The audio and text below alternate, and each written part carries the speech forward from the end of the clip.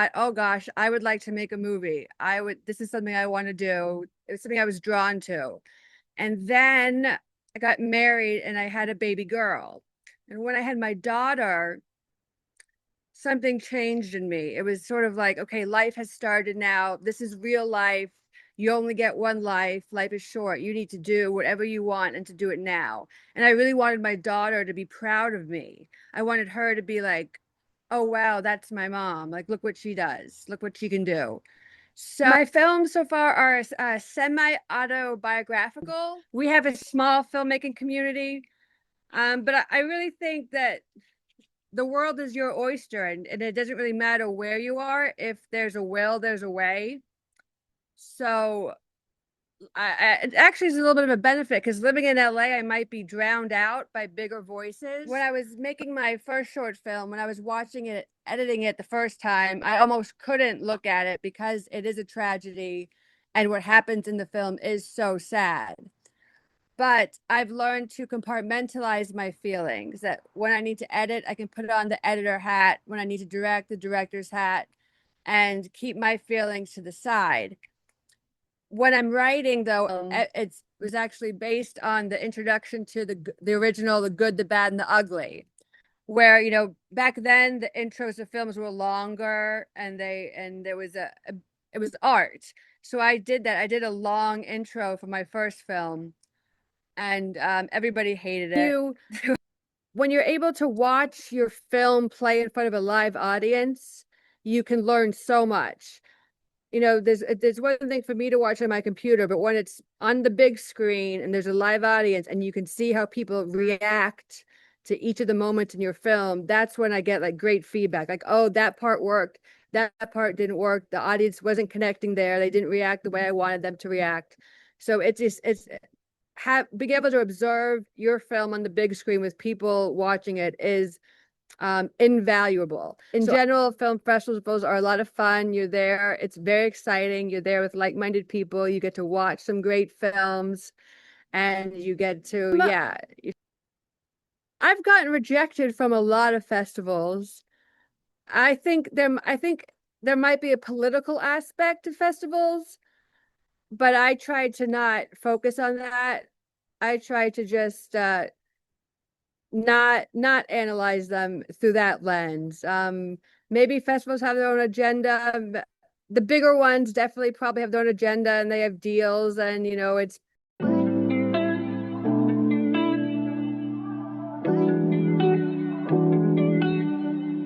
Hey everyone, this is Abhi from No-Budget Filmmaking Podcast, and here with me is my friend and an amazing human being, Tenley. Hi, Tenley.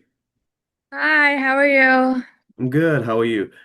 I am doing well, thank you. Okay. Yes, my name is Tenley, and I am an independent filmmaker. What that means for me is that I write, direct, produce, and edit my own movies, my own films, independent films. They're pretty artsy, but I've been remaking them for the general public. So I've been doing this since my divorce in 2023. So it's only been a few years now, but I absolutely love it. And I'm very, very happy to have found my medium, which is film. Okay. So you kind of touched upon it, but how did you start it with? How did you fall in love with movies? Well, in college, I studied film. I took a few classes on religion and film and philosophy and film, and I kind of stored that in the back of my head, but film seemed unattainable at that time. So and I wrote a couple books. Then after writing books, I was really drawn to painting. So I did some portrait painting and some abstract painting. But the writing didn't completely satisfy me, and the painting didn't completely satisfy me either. There was something missing. So I started just aggressively and obsessively watching films. I got a few lists of like the top 100 films ever made, and I would just watch them all and just watch them all. And I did this for years, just watching movies. And I always thought, oh gosh, I would like to make a movie. This is something I want to do. It was something I was drawn to. And then I got married and I had a baby girl. And when I had my daughter, something changed in me. It was sort of like, okay, life has started now. This is real life. You only get one life. Life is short. You need to do whatever you want and to do it now. And I really wanted my daughter to be proud of me. I wanted her to be like, oh, wow, that's my mom. Like, look what she does. Look what she can do. So I took a filmmaking class at a local studio in Houston, Texas, where I live. And then I spent time on YouTube learning the filmmaking equipment and filmmaking software. And I made my first film. I wrote it. It's about 8 minutes long. It's a psychological drama. It's an experimental film. And I hired some actors and I shot it and directed it. And then I spent about a year editing. I never edited anything before, so that took me quite a while. It took me about a year. I'm much faster now, but that first one was quite a journey, a learning experience. And that film is called Before the Freeze, and it went on to win awards at films across the globe. So that I was really super pleased with that, and I think there's no stopping me now.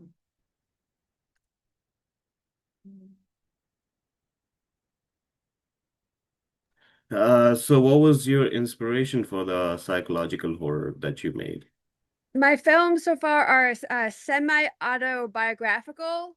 So the film is about a woman who's going through a divorce and she has a small child and she's very, very anxious. And for me, motherhood made me, I had pretty intense postpartum depression and postpartum anxiety. So it's like you're responsible for this life now. You have this tiny little baby, and like everything you do affects him so much, affects him or her so much. And that really got into my head, and I was just super anxious. I would stay up all night just watching the baby monitor, making sure that the baby kept breathing throughout the night. So then you have lack of sleep. So you have lack of sleep and you're paranoid, and that just creates a very interesting outlook on the world. So my goal with the film was to present to you the main character is named Joe. Joe's what exactly that's like. What it's like to be paranoid, hyped up, neurotic, sleep deprived, responsible for another life, trying to go about your daily life, and just tense. So I really did take my own personal story and just fictionalize it to a degree to make the first film. So my inspiration, I would say, is life, daily life. Okay, and I guess that's the main inspiration for everyone. Am I right? Yeah. Apart from that, you said you edited it yourself and it took you an Yes. year. Yes. Uh, It's so only 8 minutes long, but it took me it took me close to a year to edit. Yeah, I'm not judging, and I don't think anyone who has done editing will judge you for that because my podcast is just like 1 hour long, and it does not have a lot of shots or anything, but it still takes me like about a day to edit the whole thing. So yeah, no one's judging you here. Right? Um, Yes. But so I made an hour-long film next, and that took me about the same time to edit. So I definitely got better at the craft. You know, practice makes perfect. So yeah, I've definitely not I wouldn't, I would say I've sped up, but I've gotten more efficient, more efficient. yep. So after a good chunk of your life has gone through, and then you started picking up a new art, obviously it would be a little bit difficult. And what was your journey through that? Like, if someone like you in the same conditions as you, um, what would be your advice to them? My advice would be to just keep going. Don't worry about making mistakes. You're going to make mistakes. Just keep going and that you can do it. Don't be intimidated by, the software or the equipment you need. Just do your research, buy it, and just do it. Sort of like the Nike slogan, just do it. I was almost possessed. I really do believe that nothing great can ever be accomplished without enthusiasm. So you have to be your own cheerleader. You have to be pretty self-motivated and self-propelled and just really go for it. and not worry about doing it perfectly. Don't let perfect get in the way of good. Don't worry about something you don't know or the details. And it helps too. I found a mentor who I could go to and ask any question I wanted. But really, what I preferred to do was look it up online. If I didn't know something, I would go to YouTube, I would go to Reddit, and I would just figure out the answer. But having a mentor, my mentor, for example, she cast my films. I'm horrible at casting. Um, I I know what I want in my actors, but I don't. To be a casting director, you really have to know the actor themselves. Know how they work, what they're like. And I simply didn't have that foundation or that knowledge. So I worked with a casting director to cast my films. So when in doubt, if you need help, reach out and find somebody and just ask. Don't be afraid to ask for help. Okay. And also if you look back at yourself and right now, you see there's some maturity brewing apart from the editing, of course. Hmm. Do you see that? Oh yes, when I was younger, I was very self-destructive up until motherhood. I drank a lot, I did a lot of drugs, I partied even when I didn't want to party. I partied alone. I was pretty not only immature but unstable.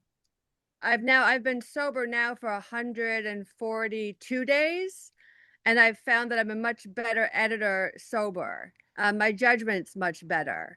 So I think I might have matured a lot recently here with sobriety, but in general have also matured compared to how I was. When I was younger, I was very emotional, very, very, very emotional, driven by my emotions, a victim to my emotions, really, with deep depression. So I didn't make the best decisions for my own life. But then once I became a mother, something changed and I became, responsible for two young lives. So I had to start just making better decisions. And one of those decisions has been to get sober as well. And I think that's really improved as I said, my editing skills. Before I thought I would make editing decisions and think they were great decisions, but in reality, they were not that great. Um, so now having a clearer head, I'm really excited for what I'm gonna write and do next. Hmm. Could you tell me more about your 1 hour long project, please? Yes, my 1 hour long project is called After the Freeze, and it is really about first love and identity and reality.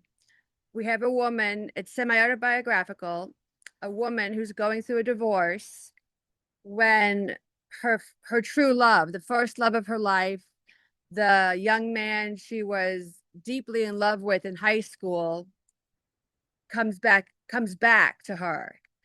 He In high school he broke her heart. They dated for a few years and he ended up dumping her and then starting a relationship with a different girl the next week. And that just devastated the main character. That like made her heart just go from, full of love to just like off, and made her suicidal, and really disturbed her reality. And she's sat with this broken heart for 15 years. She didn't stay in touch with the young man.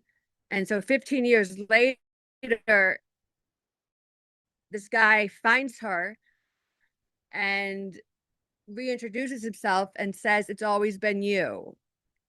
I've always compared every girl I've been with to you. You've been the love of my life."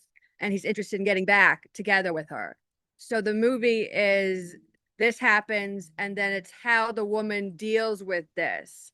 Her heart gets healed, but does she still love him? Is there a relationship there, or what exactly is going to happen?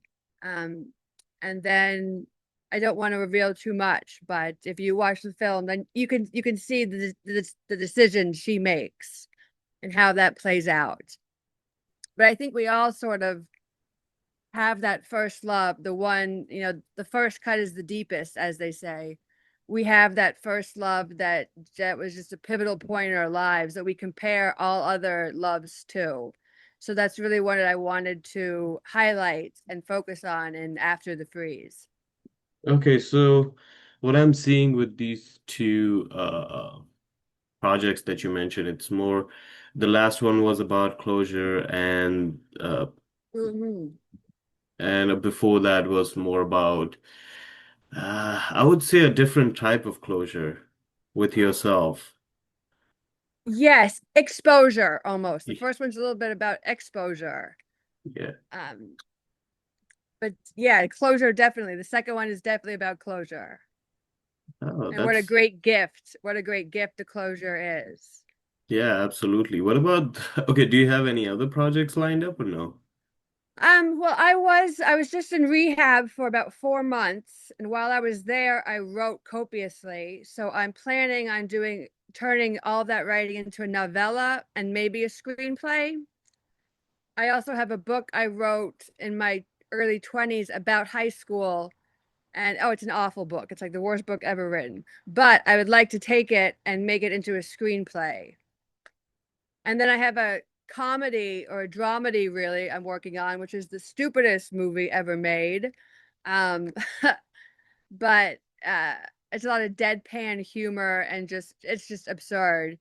So I don't know which project I'm going to take on next. The rehab autobiographical work, the book about high school, or the dramedy that's just completely inane. So I have a few different options here, but I do want to do them all. It's just a matter of, you know, time, which one to dedicate to first. Hmm, that's okay. So, one question that everyone who is living in LA might ask that you're living in Texas and Yes. how easy or tough it is to make films in a region that is not I and I'm saying with utmost respect and no offense to everyone, but to a state that is to a state or a place that is not known for films, technically. Oh yeah, Houston's a oil town. We're known for oil. Um, my children, I'm divorced. And my children are in Houston, so I have to be in Houston. So I'll be staying in Houston, and we have a small filmmaking community. But I really think that the world is your oyster, and it doesn't really matter where you are. If there's a will, there's a way. So it actually is a little bit of a benefit because living in LA, I might be drowned out by bigger voices, but being in Houston, it's sort of like being a big fish in a small pond. Um, there is a bit more attention, and I don't have anybody to compare myself to necessarily and make myself feel bad. So there's a give and takes. I do try to go to California and LA whenever I can. But with the internet now, you really can be wherever you want and have access to whatever you need. So it's not that big of a deal. I don't see it as that big of a deal, but I don't think anybody would move to Houston to pursue film. Although we're having some now tax breaks, so I think some more things will be filmed in Texas. But it's a conservative town too, but there are pockets of the liberal arts, so I try to just exploit those pockets and really stay connected with those pockets. Okay. And it's easy to find actors there too, in a way, right? Yes. Yes, that I have to credit and thank my casting director, Trisha Ray.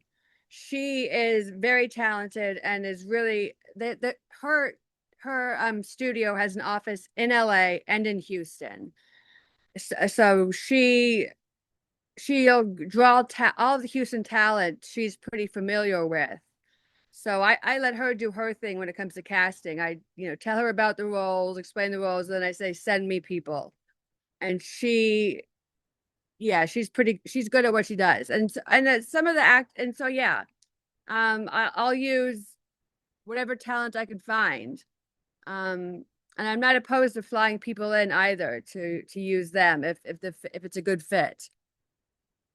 Okay. What about funding? Funding is I pay for everything myself. Technically, I'm a high risk investor too. That's how I make money.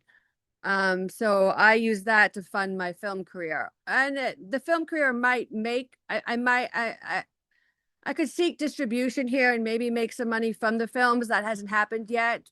Right now it's just myself, yeah, being self-funded. Hmm. Okay. So it's self-funded. That's good. Yeah. Uh, Yeah. and I'm obviously it's not that, lucky. yeah. And also it's not that high budget, if I'm assuming, right? Oh, exactly right. Yeah, I shot the films in my own house. I was lucky to have I'm lucky to have a very spacious house that worked for both films with a nice large backyard, outdoor space too. So I used my own home as the location, and I'm of course producing it myself and editing it myself. So I'm doing all the post-production. The most expensive part of it for me is the music, buying the rights to songs, but paying the musical artists. That's been the most expensive. And then submitting to film festivals. Usually there's a fee when you submit your film, so that could get rack up pretty high pretty quickly. But I'm pretty fortunate that I can, as of so far, can afford to do this. So yeah. Okay, so so you said you have to stay in Houston and you are Mhm. working on these projects. What in apart from if I'm correct me if I'm wrong, but apart from sending it to festivals and seeking distribution rights, are you not thinking about getting it into streaming or That's definitely an option too. The cameras I used are Netflix approved. So in theory, it could be on Netflix. I'd like it on Amazon Prime Video too to be able to rent it from there. And I have my own website, which is www.ttttenley.com. And I'm going to have the movies for rent directly from my website once they're done the festival circuit. Once they've been shown everywhere they're going to be shown, I'm going to make them available to rent right from my own website. hmm. So there's a lot of options out there, or a lot of different avenues to pursue, whether it's streaming. Yeah, it's streaming as well. I'm going to look into. Oh, and DVD sales? Oh, not DVD, Blu-ray sales? Yeah. Maybe I haven't, to be honest, I haven't looked at all at Blu-ray, but if it's a popular enough option, it's a possibility. Yeah. Well, I Yeah. don't Yeah, I'm not sure. My one of my friend did that. I think he sold it to Tubi. It's a streaming service if you don't know. For Yeah, those who yeah. don't know. And he also made a Blu-ray for that movie that he made. It's a really good movie. The Dark Crusader. Oh. It's amazing. Uh check it out if you want to. Okay, so when you write, there's a lot of since it's really personal, there's a lot of pain in there, Yes. and there's a lot of, if I'm not wrong, a little bit of trauma in there too. Yes. My characters are they're head cases, 100%. They're neurotic, emotional, um, head cases. But I think we all have that side of us to us. So, and when I write, I'm pretty possessed. When I'm writing, I walk around the house talking to myself, jotting down notes, making notes. So it's really I'm almost like just the vehicle and the writing's just coming through me onto the page.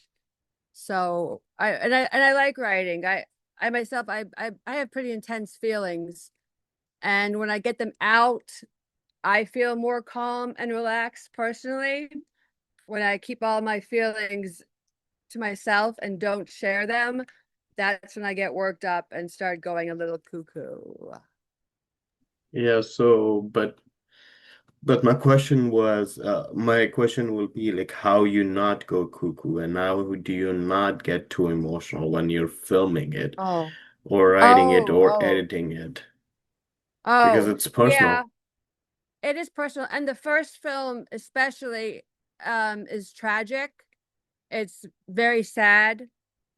So I think when I'm writing, I feel the emotions and then I compartmentalize. I put on a different hat, the director hat or the editor hat, and turn the emotions off.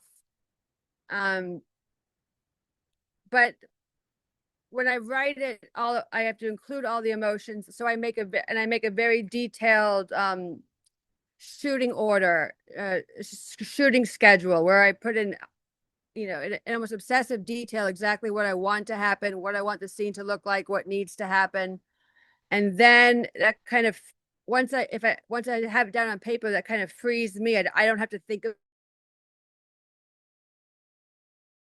it anymore because it's written down. But one of the reasons I probably won't shoot my next film, I'll probably hire a director of photography, is so that I can work with the actors more to make sure that all the emotion is conveyed, because Uh, that's their job. Once I write it, it's the actor's job to really capture the emotion. So I would like more time to work with them to make sure that that gets nailed correctly. But I'm the first time I was going to watch my first short film, I almost couldn't watch it because of how emotional it is. Uh, I'll say that when I was making my first short film, when I was watching it, editing it the first time, I almost couldn't look at it because it is a tragedy, and what happens in the film is so sad. But I've learned to compartmentalize my feelings, that when I need to edit, I can put on the editor hat. When I need to direct, the director's hat, and keep my feelings to the side. When I'm writing, though, it's the details are so important, and it's heavily emotional. And I write a very detailed shooting schedule and shooting order. So my shots, instead of storyboarding, I don't do pictorial storyboards. I do descriptive storyboards, which is so it's just words. So I just type exactly what I want the shot to look like, the movement of it, and all of the details. That way, it's all down out on it's on paper, so I don't have to worry about it anymore because it's recorded, it's written down, and the actors can read it. And then it becomes the actor's job to convey these emotions and to do a performance. So one of the reasons I don't think I'll shoot my next film, I'll be hiring a director of photography, is so that I can have more time as the director to work with the actors and make sure they nail the emotional parts of the film exactly as they should be. But I really do think I've learned to com compartmentalize my emotions so that to get the job done, you have to, I think. It's still, yeah. I'm very comfortable expressing my emotions. So it's not something I shy away from. There's a time and place. I try to live by that. No, before COVID, I spent 2015 to 2018 just watching movies. I wasn't employed. I would stay up all night just watching movies and sleep during the day. That's all I did. interesting. Mhm. And apart from that, so what movies did inspire you the most? I love old westerns. I love um Outlaw Josie Wales, True Grit, High Plains Drifter, Clint Eastwood, and John Wayne. And the introduction to my first film was actually based on the introduction to the original The Good, the Bad, and the Ugly, where back then the intros of films were longer, and there was it was art. So I did that. I did a long intro for my first film, and everybody hated it. They were like, "What is this? You want to just get to the movie, don't have all of this intro. This intro is crazy. What are you doing?" And I was like, "It's not crazy. It's the good, the bad, and the ugly. Like it's classic." But I think modern audiences would like a short intro. So for the final cut of my first film, I cut out the long intro that I loved and made it short, just for the sake of the viewer. Adapting to a more modern viewer. But yeah, I'm very inspired by old westerns. But your movie was more about the psychological horror. So was that Yes. inspired by? Um, I got really into true crime, dark, very dark films, Nordic noir. So my first film was definitely inspired by the Nordic noir theme of tense, highly emotional, and dark. So yes, like a What little bit of a thriller element to it. what's a Nordic noir if for those who don't know? Oh, Nordic noir refers to like Norway and Sweden and Poland, that area. And noir is just like a darker filmmaking. It's not happy-go-lucky, it's not smiling with rainbows. It's dark. Then the subject matter is murder, rape, death, beheadings, bodies being cut up, kidnapping, the dark side of humanity. And it's done in a serious way, very serious tones. Okay, but if you do you want to name drop some Nordic noir movies? Oh, geez. On the spot, well, there's a lot of good TV series. The Bridge, The Bridge is my favorite one. Um, The Killing is another one. But I would say if people want, I would say watch The Bridge. It's subtitled, so you have to you have to read the subtitles. So if you're not into that, you might not like it. But it's one of the best. It's a fantastic series. Fantastic series. The Bridge and The Killing would be the two that I would recommend. Okay, that's good. And the second movie that you mentioned, it has some elements of rom-com, if I'm not wrong. Um, it does. It also has suicide, so it has its own dark themes, but it does have one character who provides levity, who is funny and goofy and not serious. So it kind of I tried to combine the comedic and the tragic in the second film.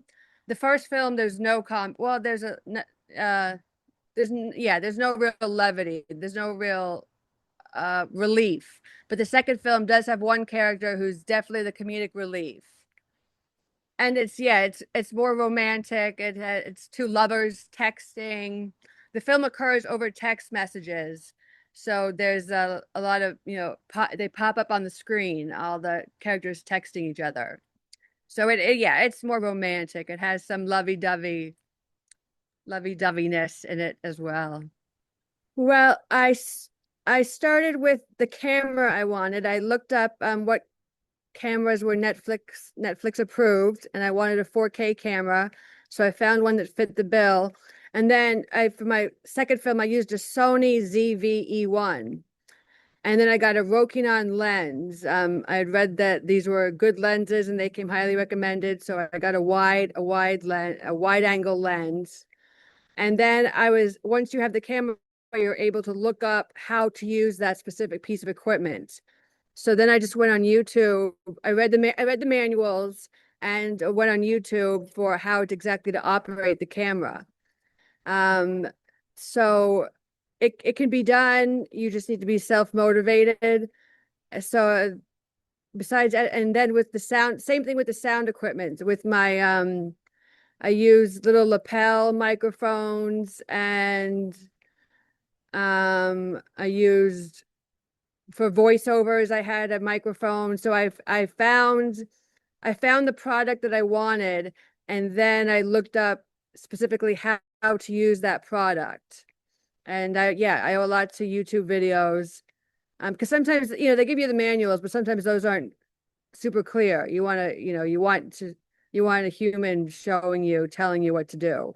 And there are lots of people on YouTube, and there's a lot of equipment out there. So I think you're able to find specific videos on whatever you want to use.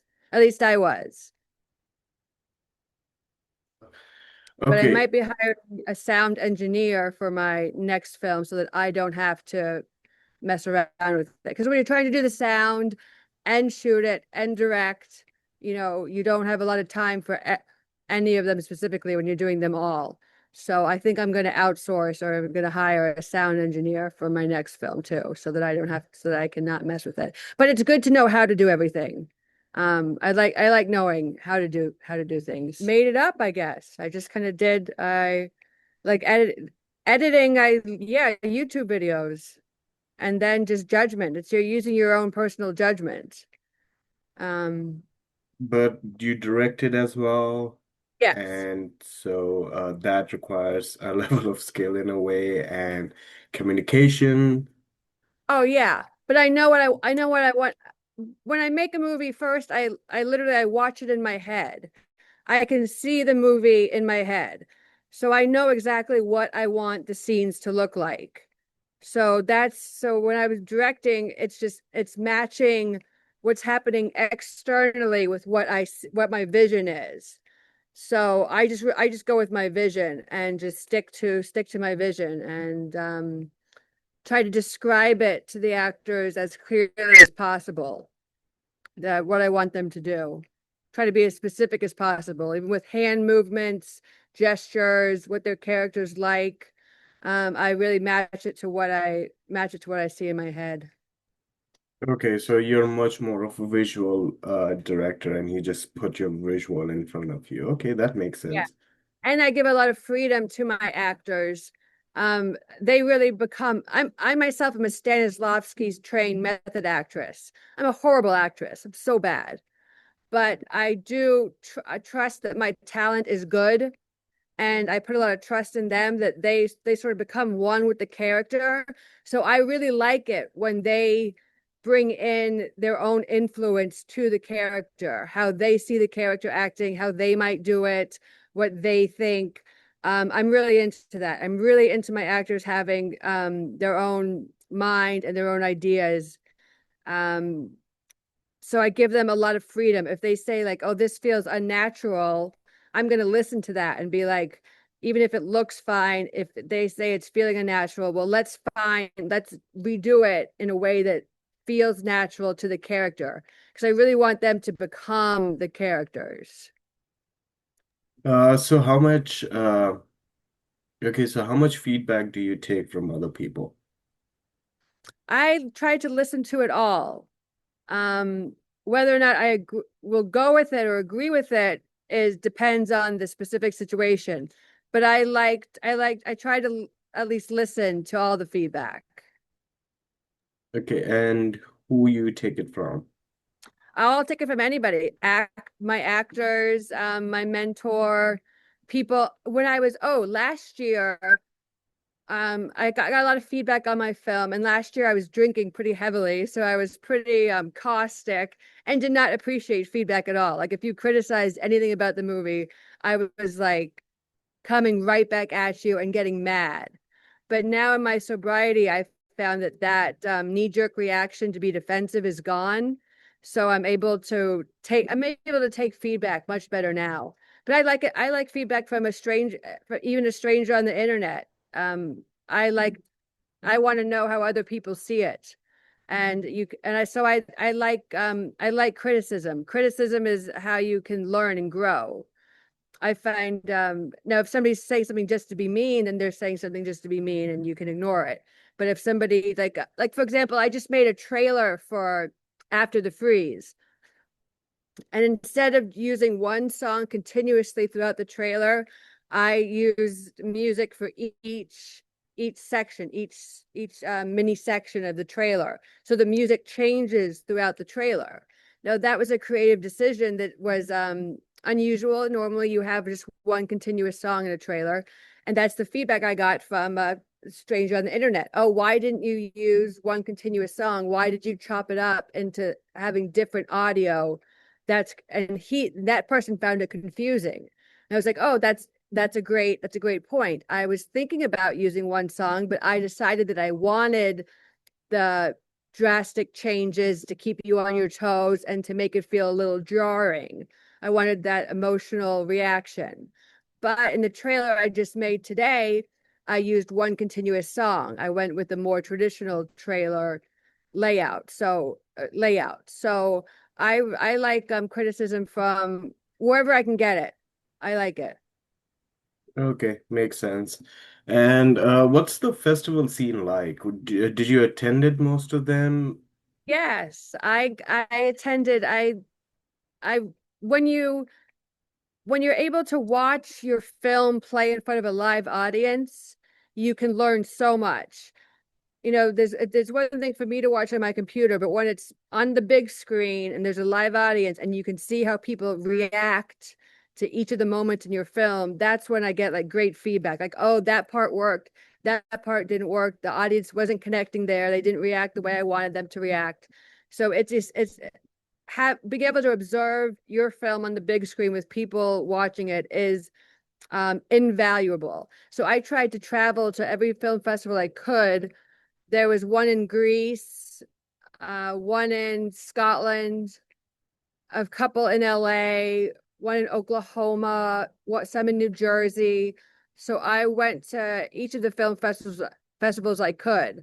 And now I have like a bit of social anxiety, so I really wanted to push myself to talk to people while I'm there. That's still on my to-do list.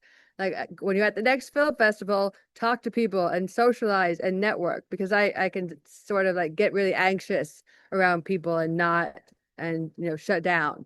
But yeah, the in general, film festivals are a lot of fun. You're there, it's very exciting. You're there with like-minded people. You get to watch some great films, and you get to, yeah, you sort of like just be around other people who um are as into filmmaking as you are. And you get to travel and see beautiful places and and I love hotels, stay at hotels, which I could live at a hotel. So I'm into it.